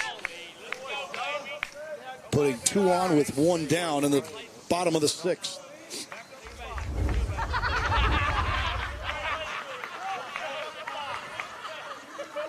Good shot of the replay from our center field camera. Looks like it was the left elbow pad. You know, just talking about the quality of this Lewisburg lineup, I mean, that's back-to-back-to-back Air Force commits, Vandy, and Ole Miss. Stone McKay is an Ole Miss commit. So Ole Miss College World Series champs just 2 years ago. 2 years ago. Time is called. State of Mississippi had quite a run right there with Mississippi State the previous year. That's winning right. a national championship. Right. Imagine that. But this is how fragile our game is, right, from a recruiting standpoint, and how competitive the SEC is. Neither one of them played in the SEC tournament following their national championship run. That's insane. My summertime job for the last umpteen years has been with the Birmingham Barons, AA for the White Sox, and Ole Miss first baseman Tim Elko came up about midway through the season, finished with 100 RBIs, had a great year, put himself on the map for the White Sox, and he's in big league camp as we speak. Well, he was a huge part of that run, wasn't he? Yeah, he was like their emotional and physical leader as well. In fact, they just erected a statue of Elko at Ole Miss. And I don't know how many college kids, while they're still playing pro ball, get the old college statue, but Elko's got one now. He literally carried them to that regional victory down in Coral Gables. Yeah, that was a team that you'll remember and you'll recall. Halfway through the season, they didn't know if they would get to the SEC tournament. They were really off to a bad start.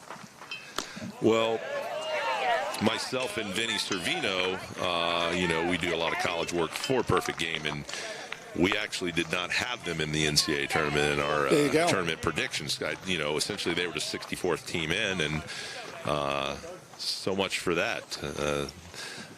Sometimes when you actually get into the tournament, then all the pressure's off. You play free, and special things happen. So, kudos to Coach Bianco getting that done. And you realize how important baseball is. I mentioned it earlier to the state of Mississippi and to that school. A great bunch of fans who traveled out towards or out to Omaha. Cody Gilmore, the starting shortstop, with bases loaded and only 1 out. Hayes inside 1-0. Cody, Mississippi Delta Community College commit.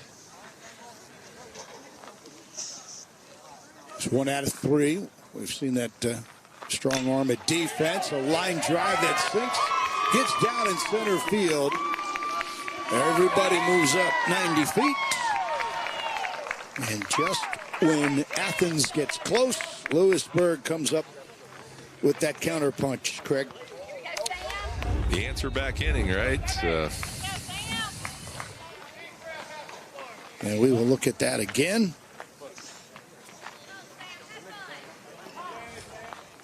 That also keeps the bases loaded. And it brings up Samuel Richardson. We're waiting for the breakout at bat. I mean, this is, game 1 for him on TV, game 1 of our tournament, and we're waiting for that breakout at bat, the one that has put him at the top of everybody's lists. There'll be a pitching change being made, so Cunningham will not do it against Grayson Hayes. Have to go to work against the bullpen.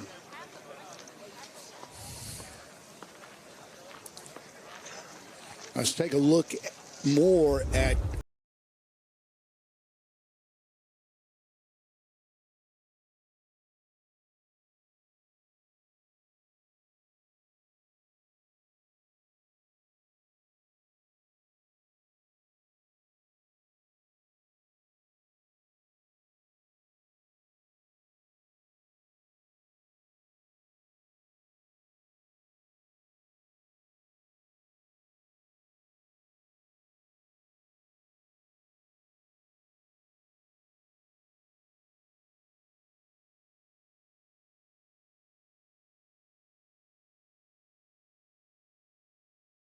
in the first round. And there he is again. And I get what our guys are talking about, too. And I tell you what I like about him. Again, that body that has a chance to grow, the athleticism, his composure, too. You know that this is the kind of event that he wants to go 3 for 3 and hit that 420-foot home run.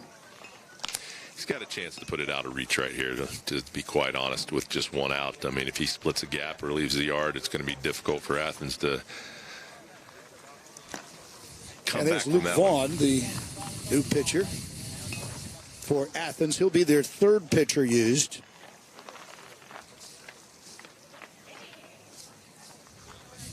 Richardson will face Vaughn.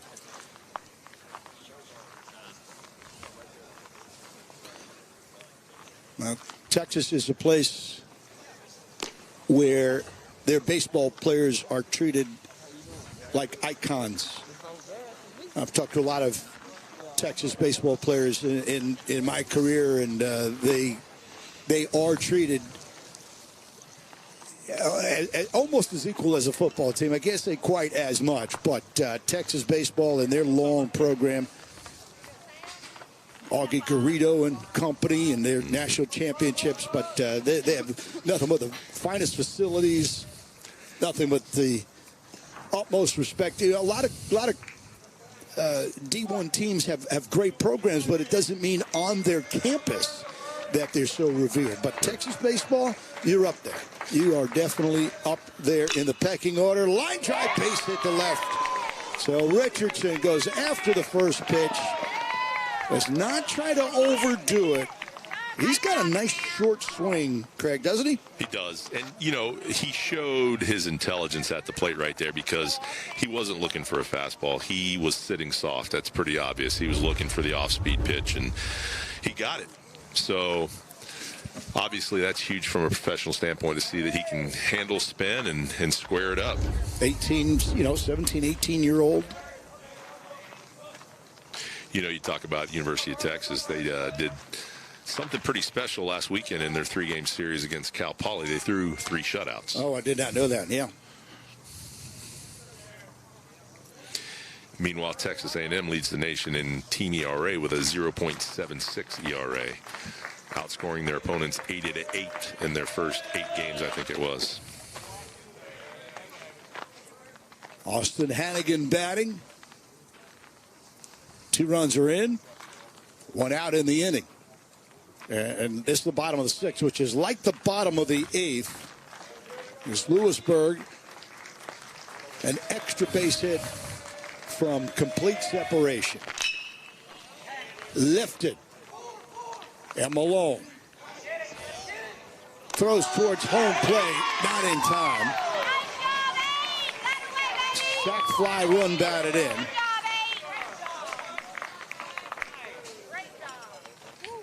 That throw is just a touch lower. He's out at home. So yes. Malone again. Let's take a look at it. Here we go, Karen. See the eye of the batter. Watching that ball get deep. You know, if any of the scouts or high school coaches are scouting this game for the rest of the weekend and they're watching Lewisburg, they got to be really troubled by their offensive approach in that they're willing to use the whole field. They're difficult to pitch to. Yeah, I get where you're going with it.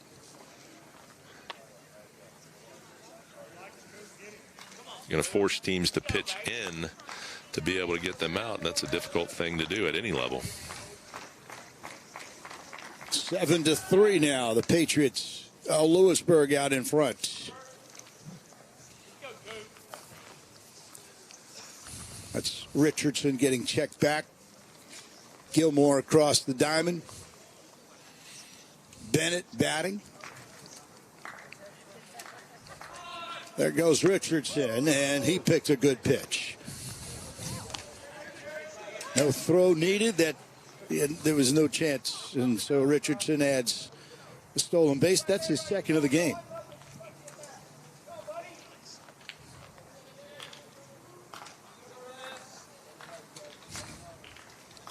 Up and in breaking ball. Perfect. on the ground sharply to second, which will get the inning over with. But for the Lewisburg Patriots, what we call tack-on runs, as they add 3. And we go 7-3 to the top half of the 7th inning. We'll look at that RBI. Look at that quick bat by Samuel Richardson. Lightning. It's an off-speed pitch, and knew what to do with it. Brings in a run, so tough task for Athens. We go to the top half of the 7th inning. They need 4 for a tie.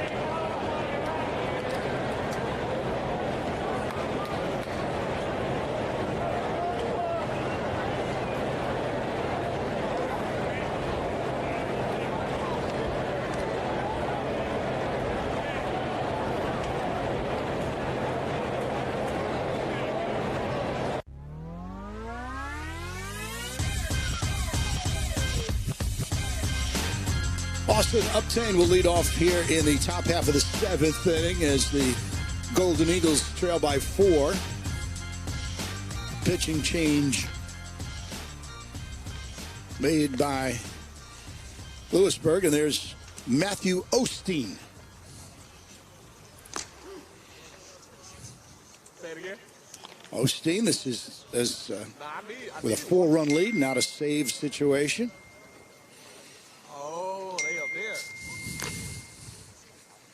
That being said, a 4-run lead into the top half of the 7th inning. Osteen's a Ragin' Cajun commit, Louisiana Lafayette.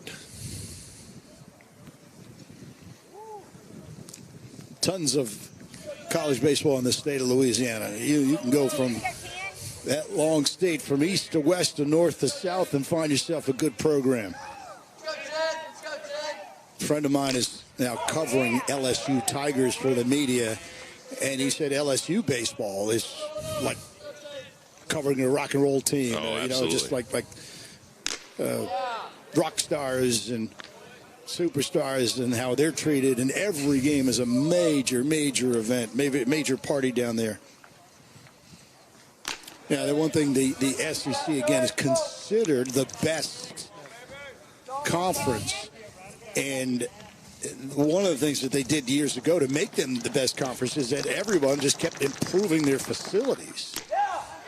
And, you know, I could talk about Alabama. I broadcast from Alabama. Have you been down there to their ballpark? Oh, yes, absolutely. It's just absolutely gorgeous. And it's, you know, it's only on par with some of the others in that league, in that conference. Florida spent about $60-70 million on their facility. South Carolina, state-of-the-art. Bama, Auburn. Auburn's in the middle of about a $50 million upgrade. And Texas A&M, who has one of the most beautiful ballparks in the nation, is in the middle of an $85 million upgrade. So it's pretty incredible what's going on. Yep. So Mr. Osteen coming out firing 87 to 89 miles an hour, 89 on that last fastball. Strikes out the first guy that he faces just above the belt. You can tell that's where he wants to live with that fastball. It's got ride, it's got carry through the zone. He'd be doing a hitter a favor by throwing that in the bottom of the strike zone. Well, Again, Carson Winter batting, it's just new math for me. I always thought that the best strike is a good low strike, but analytics wants you to throw it high, get that spin rate up. But the hitters will tell you. Don't listen to me. The hitters will tell you that it's easier to hit. And you just think about it. We had a sinker ball pitcher a couple of years ago, made to the big leagues.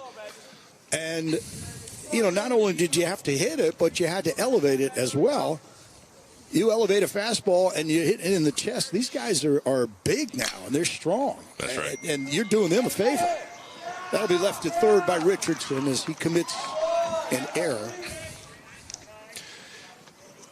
As our game has evolved, obviously now we're talking about launch angle and getting on plane with the pitch. That's where the elevated fastball became much more of a dominant pitch. Back in our day, Kurt, right? You didn't want to pitch elevated because of the way batters are swinging the bat. So it's just a different game now. The crazy thing is that when I saw this statistic, it really boggled my mind. But Mike Trout in his career hits over 400 on pitches below the strike zone. How about that? Below. So. And you're not supposed to pitch below. That's what we're trying to say. For That's those right. watching at home, inside, off the glove of Cagle. And down to second goes Winter. Well, and what these players are going to experience when they get to the next level, basically all levels of college, is there's so much information now on every player. Whether you're a pitcher, whether you're a hitter, there's no mysteries anymore. We used to rely on scouting reports where we would call, a fellow coach and say, hey, you guys played such and such last weekend. Right. What can you tell us? You don't have to do that anymore because there's so much information out there that schools can access. They know every pitcher's tendency. They know every hitter's swing plane, what he does and what counts, how he does on spin.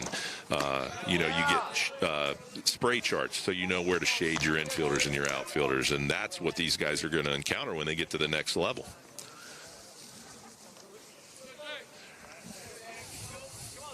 Top of the seventh with one out. Base runner for Athens. They're down by 4. That should be the second out of the inning. And Gilmore calls off Richardson. 2 down. Really important for Osteen to get off the mound here and with a low pitch count, because still a lot of games to be played for Lewisburg, and obviously winning game 1 puts them in position to compete for the championship. That's right. Our next game is going to come to us about 5 o'clock. ACA out of Tuscaloosa against North Broward Prep in Florida. And that was off the heel of the glove of Hannigan into right field as a run will score. Athens not giving up. That ball was stung. Coach Smith's got to be proud of his guys, They've continued to compete.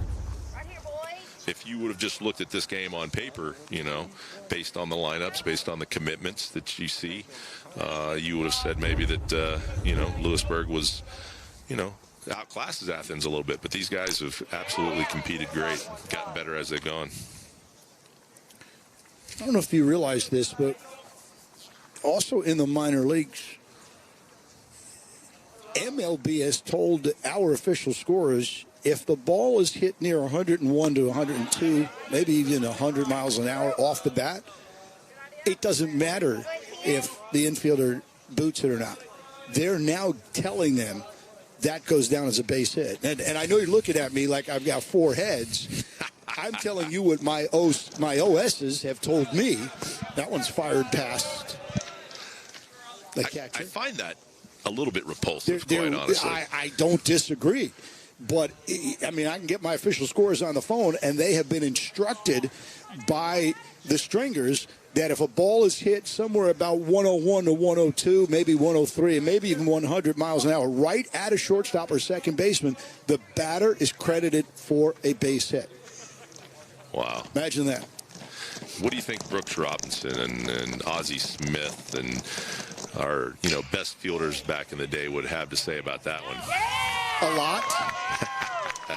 And we have no more to say about this one, as a fly ball to right field will end it. And our final score is in. There's your line score. Lewisburg out of Olive Branch, Mississippi, 7 runs, 7 hits, couple of errors. Athens, 4-4-1. Game 1 of 3 today. 5+, a little bit after 5 o'clock for the first pitch. You're watching everything here all this weekend on Perfect Game TV. Kudos to Coach Smith and Coach Cagle. Well-coached teams. They competed hard, play the game the right way. So really encouraging to see what's going on in our game today. And we'll remind you the next game that we will have is Alabama Christian Academy out of Tuscaloosa. They would be considered a hometown team here from Hoover Met, about 40 miles away. North Broward, the powerful North Broward Prep School out of Florida. Well, that's game 2. Coming your way near the top of the next hour. Our final in the first game we broadcast. There it is, 7-4 from Hoover Met. And for Craig Cosart, Tanner, and Chloe, and the rest of our crew, this is Kurt Bloom saying we'll be back with our second game, in less than 1 hour. Stay with us here on Perfect Game for our Perfect Game High School Showdown from Hoover Met.